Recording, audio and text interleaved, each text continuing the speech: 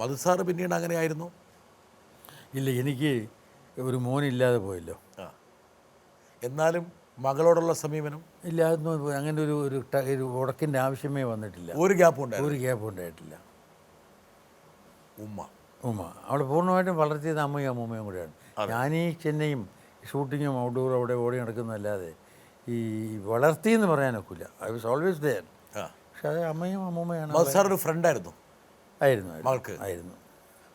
ഒരു പക്ഷേ താങ്കളുടെ അച്ഛനിൽ നിന്ന് താങ്കൾ പഠിച്ചൊരു കാര്യം, ഇങ്ങനെയല്ല മക്കളോട് പെരുമാറേണ്ടത്, അല്ലെങ്കിൽ ആ തലമുറയിലെ പിതാക്കന്മാർ ഇത്രയും കാർക്കശ്യം കാണിക്കേണ്ടതില്ല എന്ന് താങ്കളൊരു അച്ഛനായപ്പോൾ താങ്കൾ തിരിച്ചറിഞ്ഞു? അതിങ്ങനെ വളരെ ഒരു ആലോചിച്ച് ചെയ്തതല്ല, ഈ ഉള്ളിൽ കിടന്നുകൂടിയതായിരിക്കാം. എൻ്റെ അനുഭവത്തും കൊണ്ട് ഈ സബ് കോൺഷ്യസ് മൈൻഡിൽ വന്നതായിരിക്കാം. ഒരുപക്ഷെ ഒരു മകനുണ്ടായിരുന്നെങ്കിൽ താങ്കൾ വീണ്ടും പരമേശ്വരൻ പിള്ള ആയനം വേണേൽ? I don't think so. ഇല്ല ആവില്ലായിരുന്നു. അപ്പോഴേക്കും കാലഘട്ടം മാറി. അതെ. അങ്ങനെയാണെങ്കിൽ ശകലമെങ്കിലും ഇപ്പോൾ കൊച്ചുമോൻ്റെ അടുത്ത് കാണിക്കണമല്ലോ. ഇപ്പോൾ അവൻ ചെയ്യണതെല്ലാം ഞാൻ വെദർ ഗുഡ് ഓർ ബാഡ്, എനിക്ക് ഇതുവരെ ബാഡ് എന്ന് തോന്നിയിട്ടില്ല. അവൻ എന്ത് ചെയ്താലും സാറിന് ഇഷ്ടമാണ്? അതെ, അല്ലാത്തവൻ ചെയ്യാറുമില്ല എന്നാണ് എൻ്റെ വിശ്വാസം. അപ്പോൾ ഒരു വഴക്ക് പറയേണ്ടി വന്നിട്ടില്ല അവനെയും. എന്തായാലും വരട്ടെ ഒരാളിവിടെ, നോക്കട്ടെ ആരാണ്. എനിക്ക് അച്ഛൻ്റെ അടുത്ത് ഇവിടെ ചോദിക്കാനുള്ള ചോദ്യം എൻ്റെ അടുത്ത് ഒരുപാട് പേര് ചോദിച്ചിട്ടുള്ളൊരു ചോദ്യമാണ്. ഞാൻ ജനിക്കുമ്പം തൊട്ടേ ബിസി ആയിട്ടുള്ളൊരു ആക്ടറാണ് അച്ഛൻ. എന്നാൽ എൻ്റെ എല്ലാ കാര്യങ്ങളിലും അച്ഛൻ കൂടെ ഉണ്ടായിട്ടുണ്ട്. എൻ്റെ ജീവിതത്തിൽ ഒരു ദിവസം പോലും അച്ഛൻ്റെ അടുത്ത് സംസാരിക്കാതെയോ അച്ഛൻ്റെ അഭിപ്രായം ചോദിച്ചോ ഓരോ കാര്യം ചെയ്യാനോ കഴിയാതിരുന്നിട്ടില്ല. എപ്പോൾ എനിക്ക് അച്ഛനെ വേണം തോന്നിയാലും അച്ഛൻ്റെ പ്രസൻസും സഹായവും അനുഗ്രഹവും എനിക്ക് ഉണ്ടായിട്ടുണ്ട്. അച്ഛൻ എങ്ങനെ ഇത്രയും തിരക്കിനിടയിൽ ഇത് ചെയ്യാൻ സാധിച്ചു? ഇതാണ് എനിക്ക് അച്ഛൻ്റെ അടുത്ത് ചോദിക്കാനുള്ളത്. അങ്ങനെ കുറേ തിരക്ക്, അത് ജോലി എന്ന് പറയുന്ന ഒന്ന്, ബട്ട് ലൈഫ് എന്ന് പറഞ്ഞ കുടുംബമല്ലേ. അപ്പോൾ എനിക്ക് അധികം അങ്ങനെ കുടുംബത്തിനോട് വലിയ സാക്രിഫൈസ് ഒന്നും ചെയ്യേണ്ടി വന്നില്ല. ബട്ട് ഒരു ഡ്യൂട്ടി എന്നുള്ള രീതിയിൽ I have to look after them, that is all. അത് പിന്നെ മനസ്സിൻ്റെ അകത്തൊരു ഇതുകൊണ്ട് സ്നേഹമുണ്ടെങ്കിൽ, ഭാര്യ മോള് അത് നല്ല അച്ഛൻ അമ്മ ഇതൊക്കെ ഉണ്ടെങ്കിൽ that comes by itself. പിന്നെ മദ്രാസിൽ ഞാൻ ഷൂട്ടിങ്ങിന് പോയപ്പോഴും അവിടെ ആദ്യം വാടകയ്ക്ക് പിന്നെ സ്വന്തമായിട്ട് വീട് ഉണ്ടാക്കിയപ്പോഴും ഷൂട്ടിങ് കഴിയുന്നതിൻ്റെ അടുത്ത ദിവസം അടുത്ത ഫ്ലൈറ്റിൽ ഞാനിവിടെ വരും, തിരിച്ചെത്തും. പിന്നെ തിരിച്ച് പിന്നെ ഷൂട്ടിങ്ങിനെ പോവുള്ളൂ.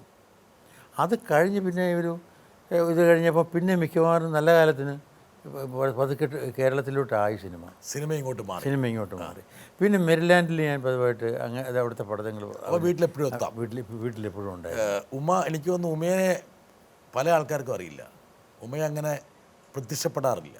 ഇല്ല ഉമ്മ ഇന്നാണ് മധു സാറിന് വേണ്ടിയിട്ട് ഒരു പക്ഷേ ആദ്യമായിട്ട് പ്രത്യക്ഷപ്പെട്ടിരിക്കുന്നത്. പക്ഷേ ആ ഒരു പ്രത്യക്ഷപ്പെടൽ ഒരു ഒന്നര പ്രത്യക്ഷപ്പെടല. എന്താ കാരണം? ഒരു അച്ഛന് കൊടുക്കാവുന്ന ഏറ്റവും പ്രധാനപ്പെട്ട ഒരു പ്രണാമമാണ്. അച്ഛനിൽ നിന്ന് പരിപൂർണ സംതൃപ്തി മകൾക്ക് കിട്ടിയിരിക്കുന്നു. അതുകൊണ്ടല്ല ഈ റിസർച്ചിന് സെലക്ട് ചെയ്ത സബ്ജക്റ്റിൻ്റെ സിനിമയാണ് അത്. കാരണം അപ്പോൾ എൻ്റെ അടുത്ത് എൻ്റെ വർക്കുമായിട്ടുള്ള ബന്ധമുള്ളതുകൊണ്ടാണ്. അറിയാമെന്നറിയില്ല, അവളുടെ PhD-യുടെ aspects of commercial aspects of film industry in Kerala. Commercial aspects. കാരണം അവൾ എക്കണോമിക്സ് എം എ കാര്യമാണ്. ആ തീസിസിന് വേണ്ടി സാറുകൾ സഹായം ചെയ്തു കൊടുത്തിട്ടുണ്ടോ? ഞാൻ ചെയ്ത സഹായം എന്താണെന്ന് പറഞ്ഞാൽ ഇത് നമ്മുടെ യൂണിവേഴ്സിറ്റിക്കാർ ഈ സബ്ജക്റ്റ് മറ്റ് പലർക്കും കൊടുത്തതാണ്. അവർ കുറേ കഴിയാൻ നേരത്ത് ഇവർ ഡേറ്റ ഒന്നും കിട്ടണില്ല. കാരണം അത് കിട്ടൂല. കാരണം ഇത് പ്രൊഡ്യൂസേഴ്സിനും ഡിസ്ട്രിബ്യൂട്ടേഴ്സിനും തിയേറ്റർ ഓണേഴ്സിനെയും ഒക്കെ പോയിട്ട് കണ്ട് അവരിൽ നിന്ന് വാങ്ങിക്കുള്ളതാണ്. അവരിതൊന്നും പുറത്ത് കാണിക്കില്ല കണക്കുകൾ. അതെ ഇതേണ്ട ഇത് ഇൻകം ടാക്സിനെ കൊണ്ട് പിടിപ്പിക്കാനാണ് പേടിയുള്ള ആൾക്കാരുണ്ട്. പിന്നെ ഞാൻ ഇവരൊക്കെ അവളെ ആകെ സഹായം ചെയ്തിട്ടുള്ളത്, ഞാൻ ഇവരെയൊക്കെ ഫോൺ ചെയ്തിട്ട് ഇങ്ങനെയാണ് ഈ സംഭവം, ഇങ്ങനെയാണ്. വലിയ സഹായമായിരുന്നു. പിന്നെ അവളെ കൊണ്ട് നടന്ന് ഇതിൻ്റെ എല്ലാം ഡേറ്റ എല്ലാം കളക്ട് ചെയ്ത് ആഫ്റ്റർ മാരേജ് ആയിരുന്നു. കൃഷ്ണകുമാറായിരുന്നു. ഇവിടെ ട്രിവാൻഡ്രത്ത്, കോട്ടയത്ത്, എറണാകുളത്ത്, കാലിക്കറ്റിൽ, മദ്രാസിൽ അവിടെ ഒക്കെ പോയിട്ട് ഈ ഡേറ്റയൊക്കെ കളക്ട് ചെയ്തു. അപ്പോൾ അച്ഛൻ്റെ ഒരു സഹായം പിന്നീട് മകനിലൂടെയും അല്ലെങ്കിൽ ഭർത്താവിലൂടെയും കിട്ടി. അതെ. പക്ഷേ അത് ഞാനല്ലായിരുന്നു എന്നൊരിക്കൽ ഡേറ്റ കിട്ടില്ല. ഒരുത്തരും അവരുടെ ഫയലൊന്നും കാണിക്കില്ല. തീർച്ചയായിട്ടും. എന്താ വെച്ചാൽ ഈ പറഞ്ഞ ഏറ്റവും ഗോപ്യമായി വെക്കുന്ന കണക്കുകളാണ് സിനിമയിലെ കണക്കുകൾ. മറ്റേ അവിടെ ഏറ്റ ആളുകളെല്ലാം വിടാനും കാരണം ഇതാണ്, ഡേറ്റ കിട്ടുന്നില്ല. പല സ്ഥലത്തും പോയിട്ടും കിട്ടുന്നില്ല. പ്രൈമറി ഡേറ്റ കിട്ടിയില്ല പിന്നെ റിസർച്ചിന് യാതൊരു പ്രസക്തിയില്ല.